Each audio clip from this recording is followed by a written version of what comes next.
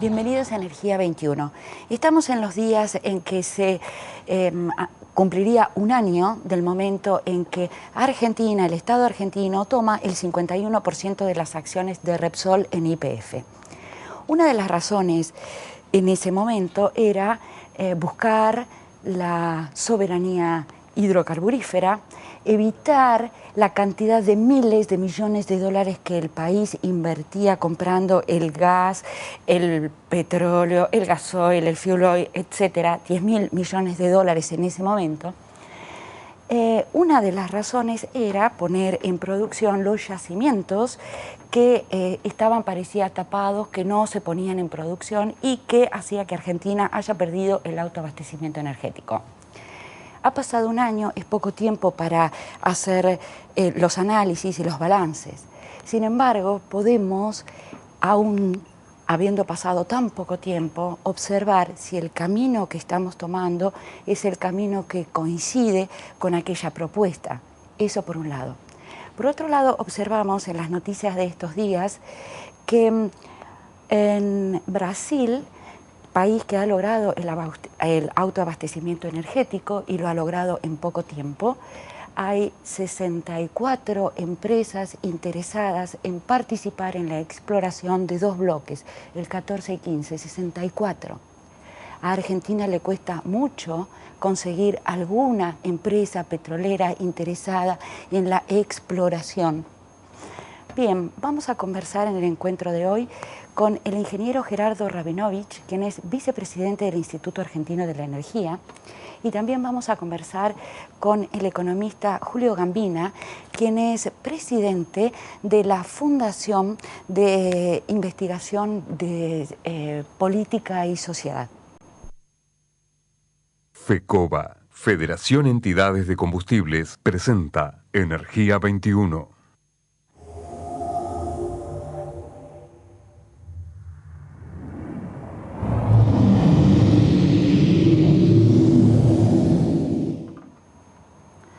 Bien, y decíamos que un año es poco tiempo para hacer análisis contundentes, pero me parece, quizá equivocándome, ustedes me corregirán en ese caso, que también un año es un tiempo suficiente como para observar si estamos alineándonos para procurar los objetivos que nos habíamos fijado o que se nos había dicho que estaban fijados.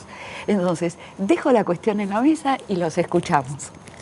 Gerardo. Bueno, la primera afirmación es absolutamente cierta. El periodo que pasó desde la sanción de la ley de expropiación hasta hoy es un plazo muy corto como para poder juzgar, digamos, la performance de la empresa. Hay algunos elementos que son bastante preocupantes porque, digamos, la forma en que se llevó adelante esta operación, más allá de el consenso que hubo en el Congreso y el apoyo de la sociedad en la recuperación de una empresa que ya no existe más, que eran antiguos yacimientos petrolíferos fiscales, le da una debilidad importante a la actual YPF, que es no tener resuelto el problema de la resolución de su diferendo con los antiguos propietarios de las acciones que fueron expropiadas, que por la misma ley de expropiaciones requiere una evaluación y un pago. Y hasta el día de hoy no hay negociaciones para resolver este problema entre YPF y el gobierno argentino y Repsol y el gobierno español, y todo se dirime en tribunales que están muy alejados de la actividad petrolera. Esa es una debilidad muy importante porque YPF la penaliza en la búsqueda de financiación y de capitales enormes que necesita para poder poner en valor el potencial de yacimientos, sobre todo no convencionales, que tiene en la provincia de Neuquén y en el área del Golfo San Jorge. Ajá. Y por otro lado, digamos, probablemente esta misma debilidad, pero también digamos, algunos otros problemas más globales de la economía argentina hacen que YPF no tenga el impulso necesario como para revertir aún en forma incipiente la pronunciada declinación de reservas y producción que venía sufriendo desde ya casi hace una década, ¿no? Gambina. Yo creo que generó muchas expectativas la expropiación parcial de YPF, y las expectativas estuvieron pensadas en que el imaginario era recuperamos YPF. Sí, claro. La vieja, yacimientos Sí. petrolíferos fiscales. Claro.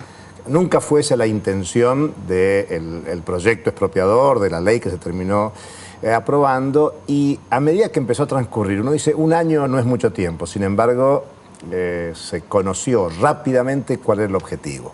En la ley aparece un tema que es el del autoabastecimiento. Sí. Y sobre todo se plantea con hidrocarburos no convencionales. Sí. Yo me animo a decir que la mayoría de la población argentina no tiene idea qué son los hidrocarburos no convencionales y cómo se explota para extraer el gas y el petróleo no convencional.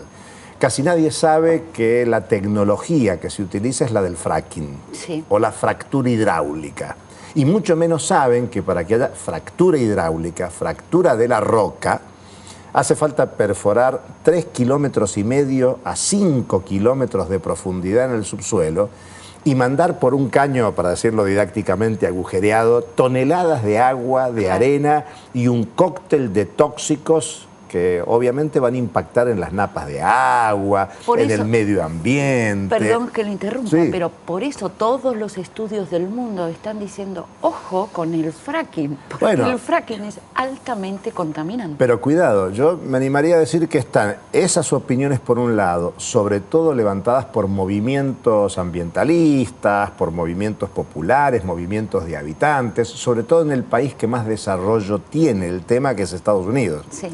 Pero al mismo tiempo, la campaña electoral presidencial, Barack Obama, entre los argumentos que planteó es que en su gestión es muy probable que Estados Unidos resuelva estratégicamente la crisis petrolera planteada allá en los años 70. Claro, porque que causó... con esto lograrían, con el fracking han logrado esperar en el 2015 con el autoabastecimiento. Claro, Hay que pensar que Estados Unidos cuántas guerras ha hecho en base al petróleo. Todas. Cuánta crisis mundial se explica por la crisis petrolera desde el 71, 73, lo que ha crecido el precio del petróleo desde entonces para acá. Digamos, cuántas cosas tienen olor a petróleo en los últimos 40 años para explicar golpes de Estado, para explicar invasiones.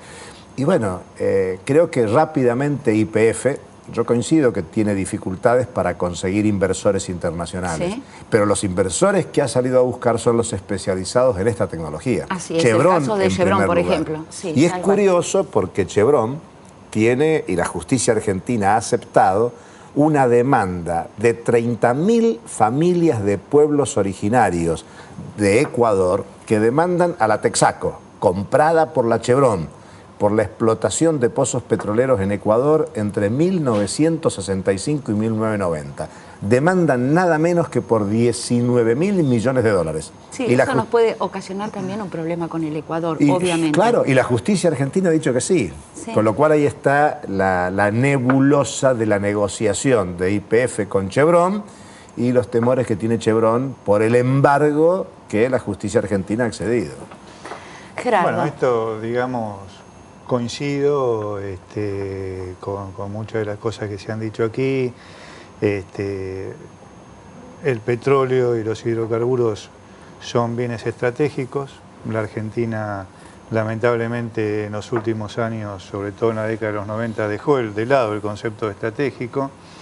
Y las nuevas tecnologías, como por ejemplo acá describían Julio, que parece más ingeniero que economista, la del fracking genera incertidumbres respecto de su permanencia en el tiempo, respecto de su impacto en el medio ambiente, respecto de su contribución al fenómeno del cambio climático, aunque hay que reconocer que ha llevado a los Estados Unidos hoy a un nivel de producción mundial que no tenía hace mucho tiempo. Por lo tanto, hay una gran incertidumbre, nosotros tenemos una gran incertidumbre respecto a cómo vamos a explotar esos recursos, el mundo tiene una gran incertidumbre respecto a qué significan estos recursos no convencionales en el largo plazo, pero sobre lo que no hay incertidumbre es sobre la evolución de la demanda de energía en Argentina, sobre las necesidades que vamos a tener en los próximos años de seguir importando en cantidades crecientes gas natural y combustibles líquidos.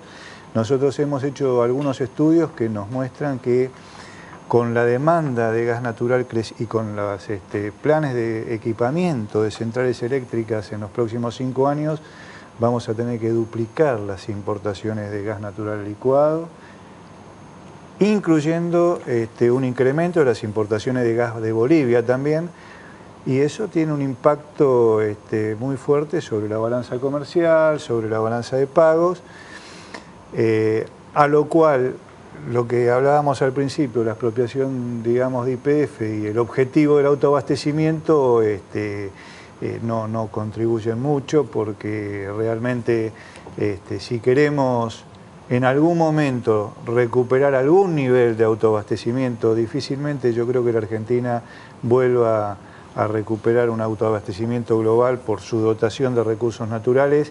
Va a tener que plantear una estrategia de largo plazo y resolver todas estas debilidades que tiene hoy YPF y que habíamos hablado anteriormente. En esa estrategia a largo plazo obviamente va a estar presente el tema de la diversificación de la matriz, o sea, molinos que generen y otras fuentes energéticas para venir a contribuir, porque según análisis que he leído últimamente, gastamos 10.000 millones, se gastó 10.000 millones, este año se está hablando de 13.000, de 15.000, o sea, una cifra mucho más alta. Pero con esos 10.000 millones de dólares se podrían haber levantado 2.500 molinos en la Patagonia y queda el molino que genera la energía para los años siguientes.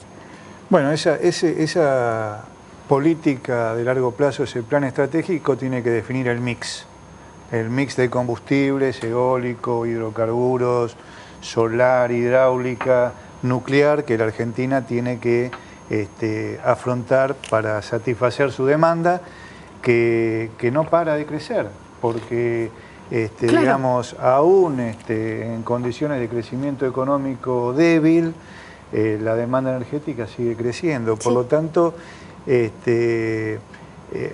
hace falta una política y un plan energético de largo plazo que hoy la Argentina lamentablemente no tiene. Pero en el mismo marco de ese razonamiento, Argentina también tiene que discutir su modelo productivo, porque hay que discutir autoabastecimiento ¿para qué? Porque hay un patrón productivo generado en la Argentina en los últimos 20 años, muy novedoso, que también la población no lo tiene suficientemente asimilado o discutido. A ver, la soja es una novedad, más la soja transgénica. Antes del 96 no había soja transgénica.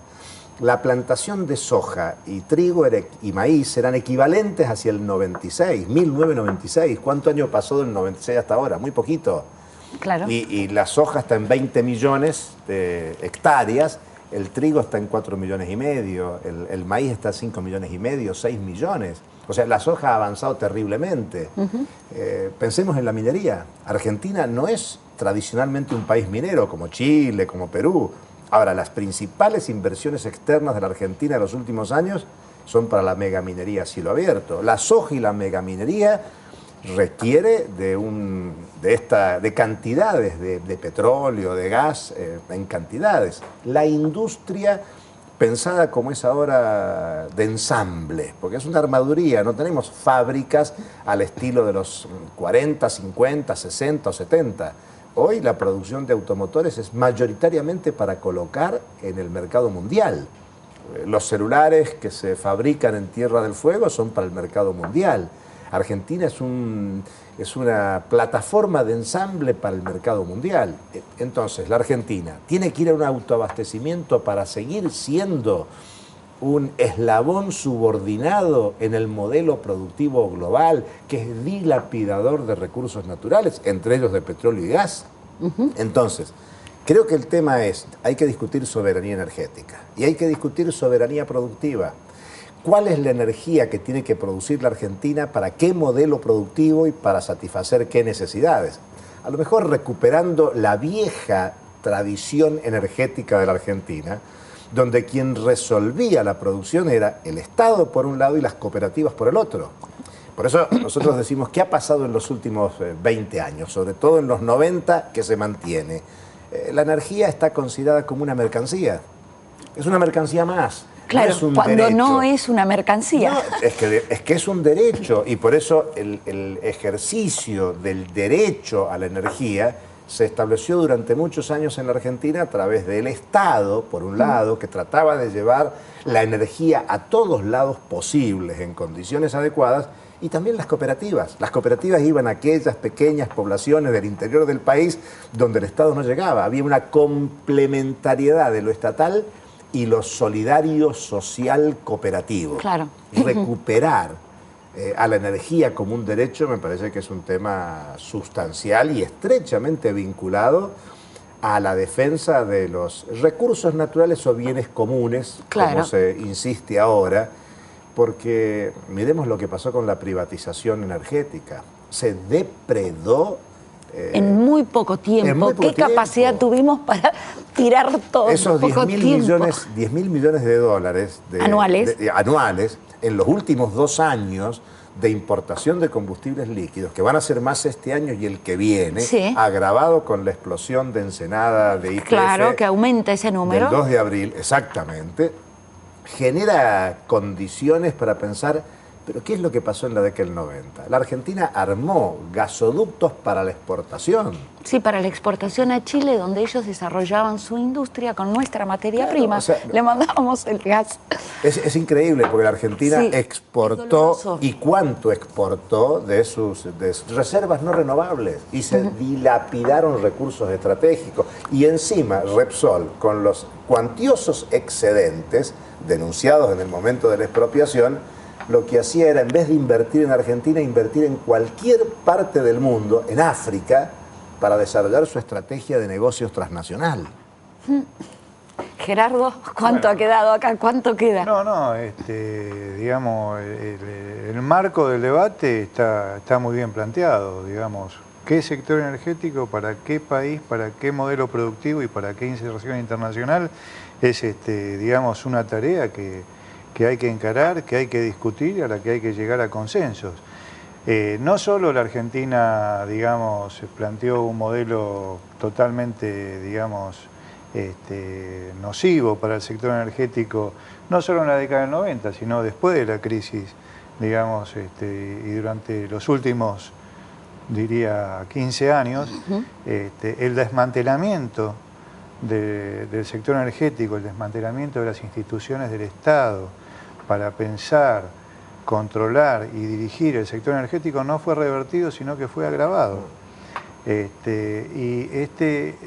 un tema muy importante para volver a discutir y para plantear las instituciones que el Estado necesita para administrar un sector energético que se integre a un modelo productivo y a un modelo social que la Argentina, y a una inserción de la Argentina en el mundo. Hoy uno de los temas más importantes que incluso los organismos multilaterales y organismos como Naciones Unidas plantean, y para lo cual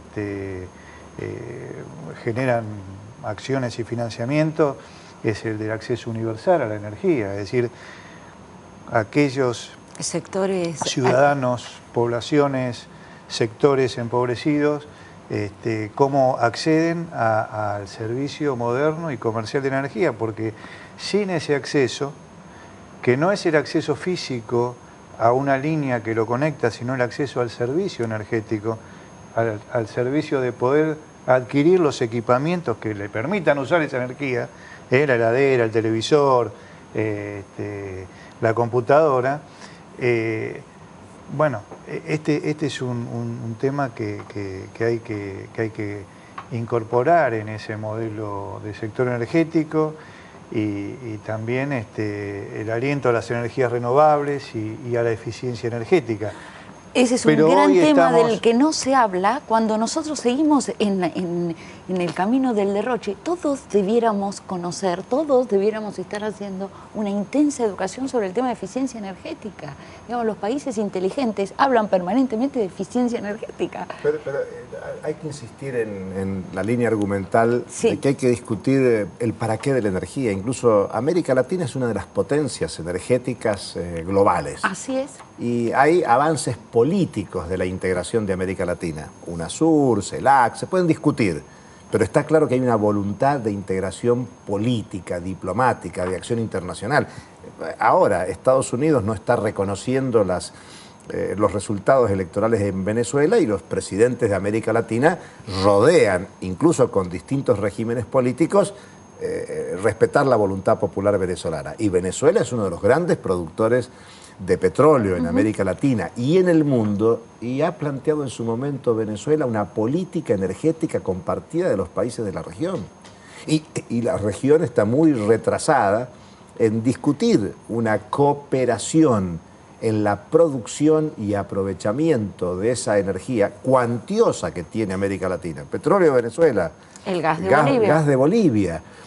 Brasil, que es una nueva potencia petrolera, más en perspectiva todavía que en la coyuntura, y con la tradición e historia de Argentina con yacimientos petrolíferos fiscales. Con los recursos humanos que Argentina supo generar en todo este tiempo. Bueno, esas son ventajas muy importantes, claro. Y fíjense que ahora el mismo Estados Unidos empieza a cambiar su política, porque Estados Unidos tenía como principales proveedores de combustibles a México y a Venezuela. Y ahora, con la estrategia de los hidrocarburos no convencionales, empieza a desinteresarse de esos proveedores regionales.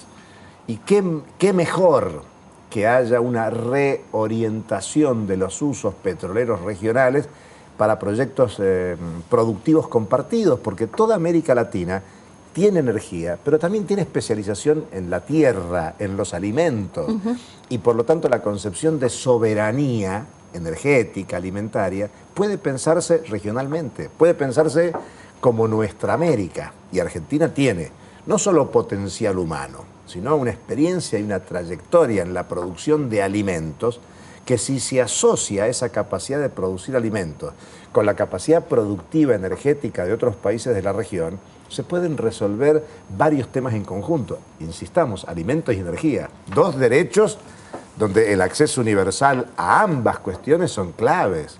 Claro. Nos hace enseña que tenemos 3 minutos. Se han hablado todo. Bien, entonces vamos en estos 3 minutos a ir cerrando las ideas. Empezamos por Gerardo. Bueno, o más que la conclusión, sino dejar una inquietud, ¿cuál sería la cuestión? La inquietud más importante tiene que ver con la resolución de los problemas energéticos de la Argentina, que son graves. La Argentina tiene una gran vulnerabilidad en su abastecimiento energético.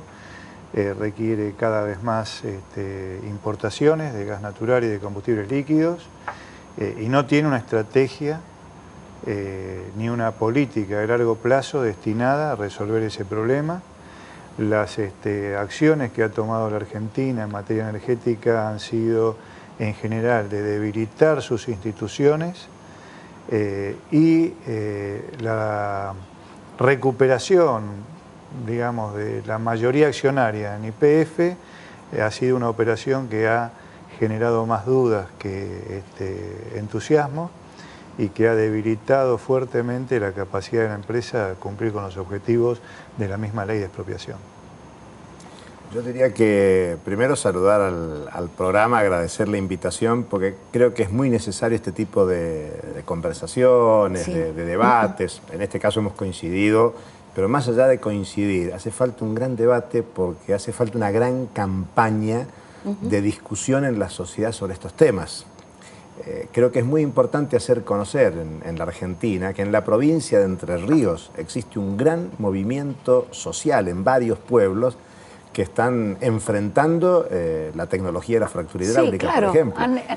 declaran el no fracking. Claro, que que en la Patagonia, Argentina, en un pequeño pueblo como Cinco Saltos, el Consejo Deliberante por unanimidad planteó un Cinco Saltos libre de fracking. Y la intendenta, alineada con la jefa de gobierno nacional, vetó la resolución y el Consejo Deliberante insistió.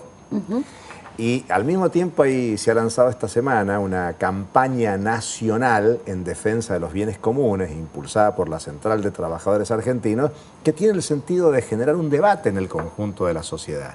Porque lo que hay que intentar es que se interese la sociedad en ubicar que la energía no tiene que comprarla, que no es una mercancía, sino que es un derecho. Claro, y que tiene derecho a la energía y por lo tanto intervenir en este debate que no es un debate de expertos, de especialistas y mucho menos de los petroleros. Es un debate de la sociedad, es un derecho humano. Así es. Muchas gracias por venir a los dos. Y nosotros ya nos vamos, nos encontramos dentro de 7 días en este mismo lugar. Hasta entonces.